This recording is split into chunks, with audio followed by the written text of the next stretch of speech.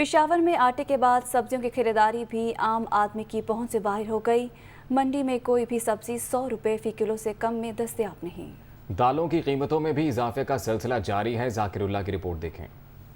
पेशावर में आटे की कीमतों में इजाफे के बाद सब्जियां भी दस्तरस से बाहर होने लगी। पेशावर की सब्जी मंडी में भिंडी 120, टमाटर 100, कद्दू 110, फूल गोभी 150 और बंद गोभी 100 रुपए फी किलो में फरोख्त हो रही है। शिमला मिर्च 140, लहसुन 300 और अदरक 400 रुपए फी किलो तक दस्तयाब है। शहरियों का कहना है कि हुकूमत की जानिब से चेक एंड बैलेंस न होने की वजह से सब्जियों की कीमतों में इजाफा हो रहा है। इस गवर्नमेंट ने इतना महंगाई लाई कि गरीब आवाम का जीना हराम कर दिया, क्योंकि दाल, चीनी, आटा वगैरह हरीब की लेने की बस से बाहर है। पेशावर की ओपन मार्केट में दालों की कीमतों में भी इजाफा हुआ है। दाल चन्ना 250 रुपए, दाल माश 300, दाल मसूर 230 रुपए फी किलो में फरोख्त की जा रही है। शहरियों का कहना है कि हुकूमत अशिया खुरनोश की बढ़ती हुई कीमतों को कंट्रोल करने के लिए इक़दामात उठाए ताकि गरीब आवाम को रिलीफ मिल सके।